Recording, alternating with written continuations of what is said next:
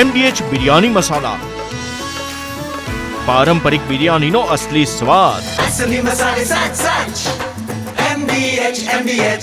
અમદાવાદમાં ટ્રાફિક સમસ્યા નિવારવા પોલીસે એક્શન પ્લાન ઘડ્યો છે. શહેરમાં વધુ ટ્રાફિક થતાં પોઈન્ટનું કરવામાં આવશે એનાલિસિસ.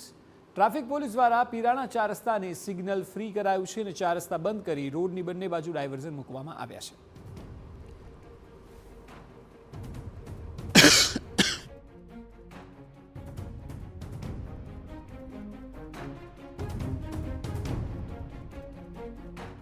જ્યાં પણ ટ્રાફિક સમસ્યા છે તેવા દરેક પોઈન્ટ પર ફેરફાર કરાશે. અમદાવાદ મનપાને સાથે રાખીને ટ્રાફિક પોલીસ કરશે કામગીરી. શહેરીજનોને ટ્રાફિક સમસ્યામાંથી છુટકારો મળે તે દિશામાં કામગીરી હાથ ધરવામાં આવશે.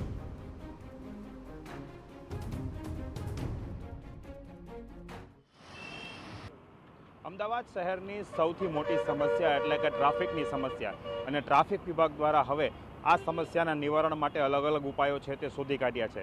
શરૂઆત જે છે પીરાણા 4 રસ્તાથી કરવામાં આવી છે. હું પહેલાં આપને દ્રશ્યો બતાવવા માગીશ કે જે પીરાણા 4 રસ્તા છે કે ત્યાં સૌથી વધુ ટ્રાફિક જામ થાય, ટ્રાફિક સર્જાય તેવો એક આ પોઈન્ટ છે. પરંતુ એક તરફ અહીં કામગીરી પણ ચાલુ છે તો બીજી તરફ છે તે અમુક રસ્તાઓ છે તે બંને બાજુથી ડાયવર્ટ કરવામાં આવ્યા છે. તો 4 રસ્તા બંધ કરી વચ્ચે બેરિકેડ્સ મૂકવામાં આવ્યા છે જેથી કરી અને લોકો છે તે 4 રસ્તા ઉપરથી ભેગા ન થઈ શકે. તેને લઈ અને ટ્રાફિકનો છે મેઇન પાવર પણ ઘટે છે અને જે સમસ્યા સવારે અને સાંજે જે ટ્રાફિકની થતી હોય છે તેને મહદઅંશ સુધી નિવારી શકાય તેમાં સફળતા પણ મળી છે. આપણી સાથે ટ્રાફિક ડીસીપી છે, એમની સાથે વાત કરીશું, એમને પૂછીશું કે ટ્રાફિકનો શું એક્શન પ્લાન છે. સર, જે રીતે પીરાણામાં આ રીતે ડાયવર્ઝન મૂકવામાં આવ્યા છે, કઈ પ્રમાણેની કામગીરી ને આગળનો પ્લાન શું છે? આપણે સૌ જાણીએ છીએ કે અમદાવાદ શહેર જે છે એ સેફેસ્ટ સિટી તરીકે એકવાર નામ આવી ચૂકેલું છે.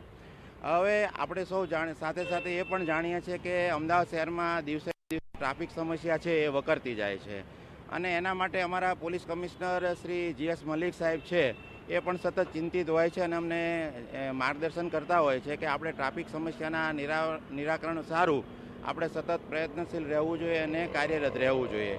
એના ભાગરૂપે આજે ગઈકાલે આપણે અત્યારે પીરાણા પોઈન્ટ પર ઊભા છીએ. પીરાણા પોઈન્ટ પર આપણે એવી વ્યવસ્થા કરેલી છે કે જ્યાં સિગ્નલ જે છે, જો આપણે સિગ્નલ ફ્રી કોઈ પણ જગ્યાને કરી શકીએ અને ટ્રાફિકનો ફ્લો કન્ટિન્યુ રાખી શકીએ તો ટ્રાફિક સમસ્યા જે છે એનું ચોક્કસપણે નિરાકરણ આવી શકે.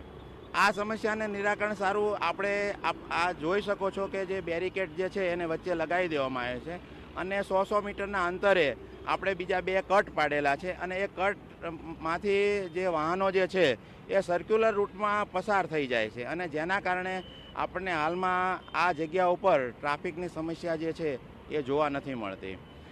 સાથે સાથે આપને એ પણ જણાવી દઉં કે આપણે સતત અમદાવાદ શહેરના જે ટ્રાફિક જંકશનો જે છે એનું એનાલિસિસ અત્યારે આપણે સતત કરી રહ્યા છીએ અને આવનારા દિવસોમાં આ જ પ્રકારની વ્યવસ્થા જે છે એ શહેરના અન્ય ટ્રાફિક જામના જે પોઈન્ટો છે એ જગ્યાએ અમે કાર્યરત થવા જઈ રહ્યા છીએ. સર, અત્યાર સુધી એવું હતું કે પૂર્વમાં સૌથી વધુ ટ્રાફિક જામ થતા હતા, એને લઈને કોઈ ખાસ પ્લાન? કેમ કે ઘણા બધા સવારે ને સાંજે ટ્રાફિક જામનો સામનો મુશ્કેલીનો કરવો પડે છે, શું કહેશો?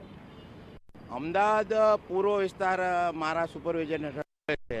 હાલની અત્યારે જો આપણે વાત કરીએ તો સુભાષ બ્રિજ બંધ થવાના કારણે ભાટ પોઈન્ટ જે છે ત્યાં ટ્રાફિક જામ થતો હતો. ત્યાં આપણે આ પ્રકારના ડિવાઈડર લગાડી અને ત્યાંથી નાયરા પેટ્રોલ પંપ છે ત્યાં આપણે ડાયવર્ટ કર્યો, જેના કારણે ત્યાં ટ્રાફિક થતો બંધ થઈ ગયો છે.